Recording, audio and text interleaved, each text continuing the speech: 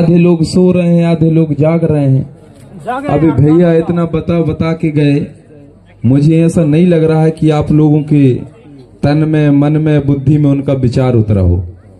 अगर उतरा हो तो दोनों हाथ उठा करके आप लोग जयकारा लगाएंगे, क्योंकि आप लोगों ने तन मन धन इतना बड़ा पंडाल, सम्मानीय हमारे सुभाष वारकड़े जी, भैया प्रेम साहब मरावी जी, इनको बुला करके खाली तो नहीं भगाओगे, भगा दोगे?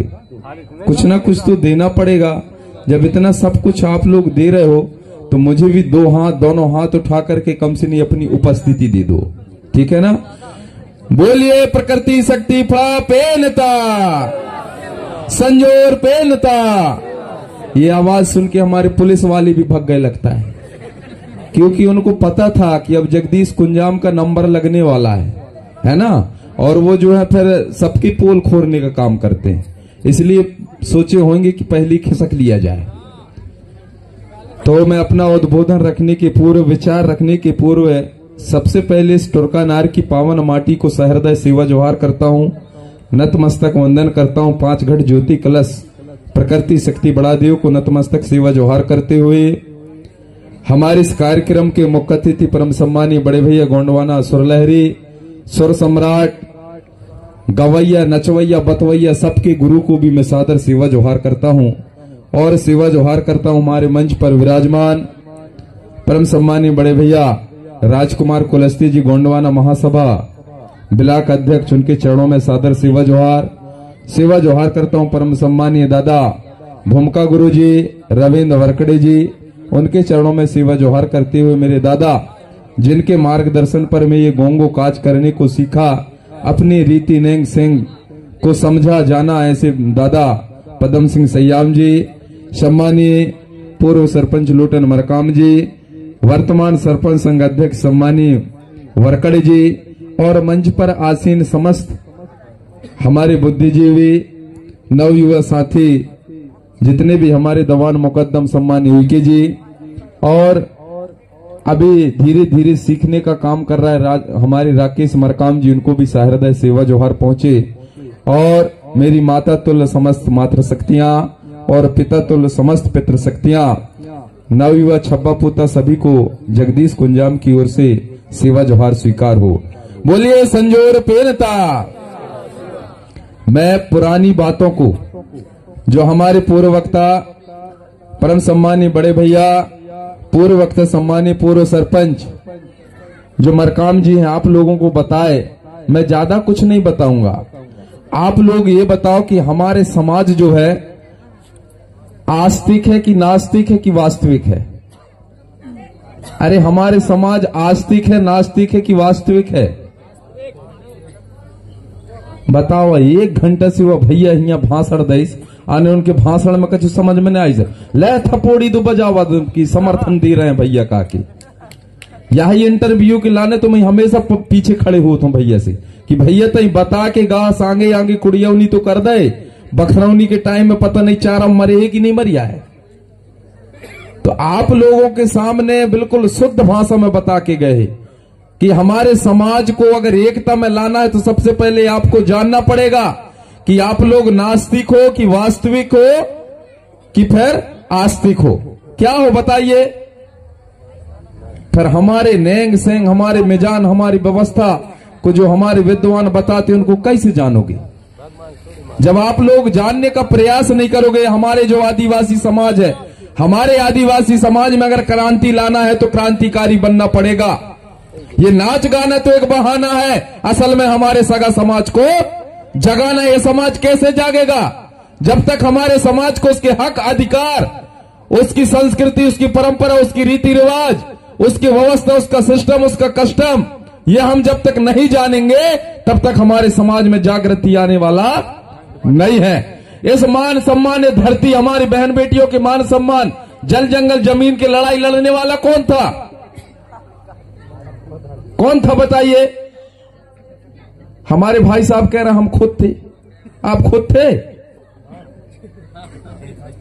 ऐसा भाई अगर एक दिन समाज में लड़ते हो, एकाध आंदोलन में गए हो? बताओ, गए हो तो बताओ एकाध आंदोलन में कुंडम में कितनी बार हम लोग आंदोलन करते हैं।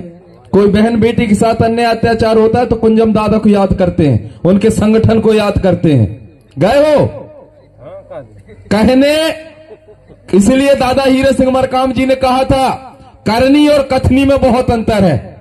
हमको करने की जरूरत है, कहने की जरूरत नहीं है। आज हमारे समाज के साथ में कितना बड़ा अन्याय अत्याचार होता है, इसके लिए हमारे आदिवासी समाज एक साथ आता है क्या? बताइए। हम लोग यहां गाना सुन लेंगे, मोही गांव ही नहीं बनाई, तो मैं जबरदस्ती गई हूं तो सुर ही ना मिली। सिस्टम है कि नहीं है? कोई नाच गाने वाला है, कोई बजाने वाला है, कोई बताने वाला है, कोई बोलने वाला है, तो कोई लड़ने वाला है।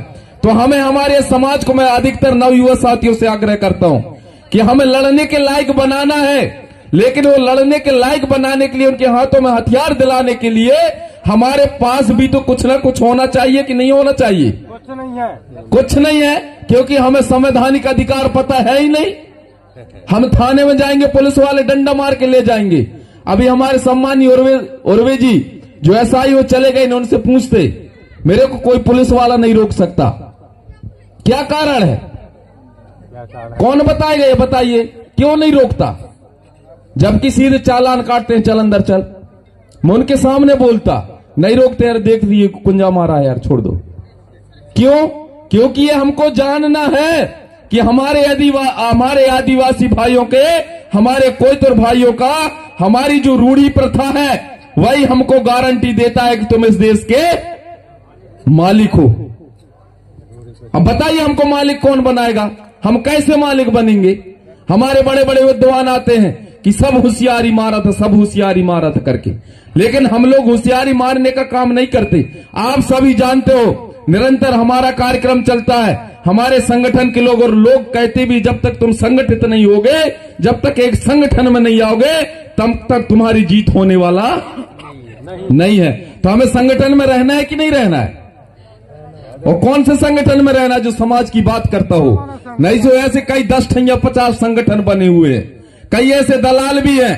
कहा जाता है जिस कबीला का सरदार अगर बिका हो, वो समाज का कभी कल्याण नहीं हो सकता। हो सकता है क्या? जिस समाज का नेता बिका हो, तो क्या उस समाज का कभी कल्याण हो सकता है? नहीं होता, नहीं हो सकता। इसलिए मैं कह रहा हूं, ये समाज बिकने वाला नहीं है, ये समाज टिकने वाला है। अभी परम सम्मानी भैया ने कहा कि दारू खराब नहीं है, दरुआ खराब है। बोले कि नहीं बोले?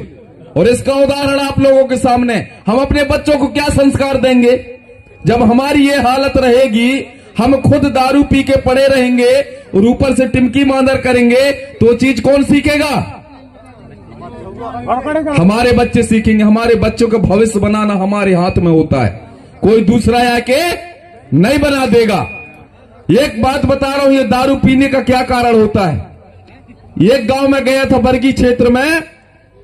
आजकल मोबाइल चल रहा है कि नहीं चल रहा? मोबाइल चल गया साहब, है ना, छोटे छोटे बच्चे भी रखते हैं। अब एक बच्चे को बैलेंस डलवाना था, उसके पास पैसा नहीं थे। उसने अपने पिताजी से, अपने बाप से मांगा कि पापा मोही पैसा दे। अब पापा मते हरा दरुआ, वो कहा नहीं हरे। तो वह लड़का देख ले रहा है, मऊहा रखा थरा, लाहनी रखा थरा, वह देख ले रहा है लड़का। कहा रुक जा दद्दा, पापा आजकल पापा, काई पापा तई मोही बैलेंस डाले के लाने पैसा नहीं दे आस, मैं तोरे कैसे बैलेंस डाला था। अब लड़का काहिन करे, जाके लाहनी रखे रहा, वही लाहनी में बैठ गई और वहां पूरा गड़बड़ कर दिया, बैठ के गड़बड़ कर दिया। अब कुछ दिन बाद मऊहा 5 दिन 3 दिन 7 दिन ऐसे मुझ जाते नहीं हो जाए, है ना। तो हमारे लोग काहिन करत हैं, मऊहा भाई की नहीं कहा कि बढ़िया वाही में उंगली डालत है, अब बढ़िया चौंकत है, चौंक के देखत है। अब दरुआ बाप का कहा पता कि लड़का काहिन करता है। अब जाए कि यह भी 5 दिन बाद, तो जब तक हुआ मिक्सचर हुई गई, जैसे चाट बनवा था ना, वैसे ही वहां मिक्स हुई गई।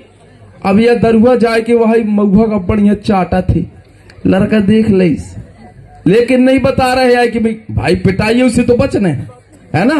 वह बढ़िया रख के गई, बना बनू के लाइस, बेचे के लाने, फिर कहा थे रे मते, मतलब उसका काम ही था मत के कहा थे दद्दत वहां की चाट के देख रहा, कहा थे हाँ अरे ने खहुई गिरा है, कहा थे यही से काय का पूछा था, काई वहां मैं तुम्हें गड़बड़ कर दे रहा हूं, काई कायन कर दे रहा है, काई बैठ गिर रहा हूं, है ना।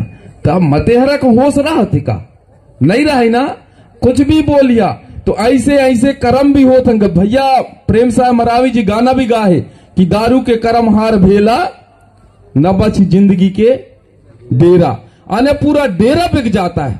अगर हमारे बच्चों को अच्छा शिक्षा देना है, अच्छे संस्कार देना है, हमारी संस्कृति के बारे में बताना है, हमारी रीति रिवाज के बारे में बताना है, तो सबसे पहले हमारे बच्चों को पढ़ाना पड़ेगा, हमारे बच्चों को क्रांतिकारी बनाना पड़ेगा। अभी आपके क्षेत्र कोरगांव में भगवान बिरसा मुंडा की मूर्ति बनाया गया, वहां कोई जैसे वजह बड़ा देव नहीं बोलता, बहुत कम लोग बोलते हैं, लेकिन वहां बिरसा मुंडा की मूर्ति बनाया गया। जल जंगल की जमीन लड़ने वाला सर्वप्रथम हमारा आदिवासी कौन था? बिरसा मुंडा था, जिसने कहा था अबुआ राज आने मावा नाटे, मावा राज आने हमारे गांव में हमारा राज होना चाहिए। क्या हमारे गांव में आज हमारा राज है? नहीं है, क्योंकि हम सिस्टम को जान ही नहीं रहे, सिस्टम को फॉलो कर ही नहीं रहे।